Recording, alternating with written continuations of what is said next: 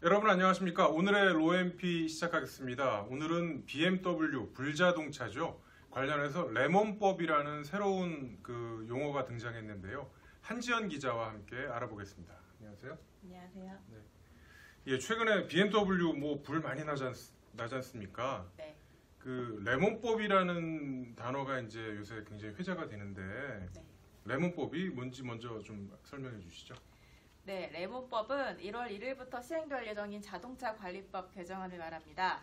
이 법안이 시행되면 소비자들은 자기가 구입한 차가 결함이 있을 때 제조사를 상대로 교환이나 환불을 요구할 수 있습니다.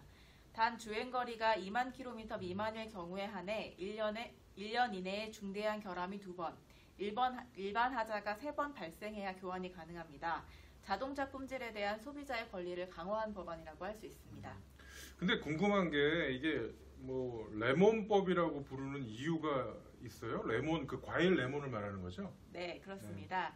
레몬법의 정식 명칭은 미국에서 이 법안을 처음 발의한 의원들의 이름을 딴 맥너슨 모스법입니다. 1975년 소비자보호법의 일환으로 미국에서 시행됐는데요.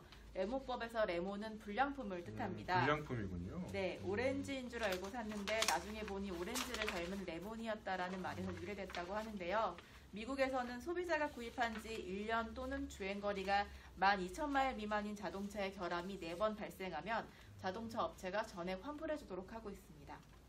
그러면은 이게 굉장히 소비자한테 유리하고 네. 우리나라에서 그렇게 쉽지 않은, 지금까지 보면 소비자 어떤 권익 보호라든가 실제적인 그 제품 교환 이런 걸 보면 굉장히 획기적인 제도잖아요. 네, 근데 네. 이게 중대한 하자라는 표현이 결국은 코에 걸면 코걸이, 귀에 걸면 귀걸이 이렇게 들리거든요. 네. 어떤 뜻인가요? 네, 자동차 한 대가 만들어지려면 보통 2만 개에서 3만 개 정도의 부품이 필요하다고 합니다.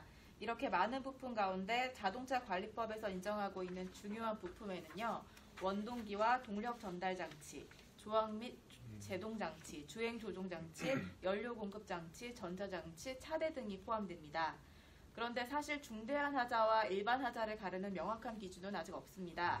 부품 중요도에 따라 차량 교환 및 환불 여부가 결정되는데 정작 이 기준에 대한 명확한 정의가 없기 때문에 나중에 분쟁이 커질 수도 있다는 게 자동차 관련 소송을 진행한 변호사들의 주장입니다. 역시 그렇군요. 중대한 하자라는 게 굉장히 모호하군요. 네네. 네.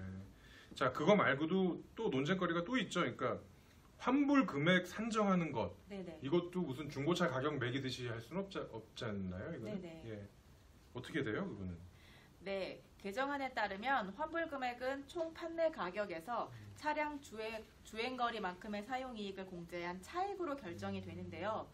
물론 취득세나 번호판 가격 같은 필수 비용 등도 환불이 가능합니다. 차량 소유자가 자동차를 지나치게 훼손해서 가치가 떨어진 매우 예외적인 경우에는 제조사가 별도로 금액을 산정할 수 있습니다.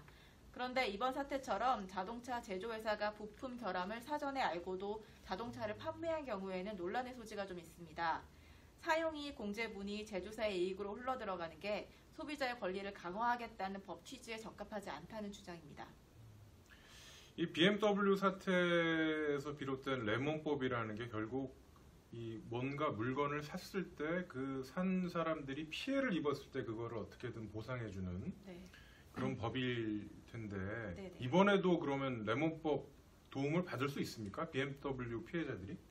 네, 많이들 물어보시는데요. 결론부터 말씀드리면 조금 어려울 것 같습니다. 이번에는 원인 불명 화재도 많았고 차량이 완전 전소된 경우가 많아서 결함 원인을 파악하기 어렵다는 이유인데요.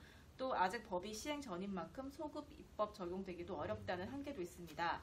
다만 BMW 사태가 아직 진행 중인 사안인 만큼 대법원 판례에 따라 소급 적용이 가능하다는 일부 주장도 나옵니다.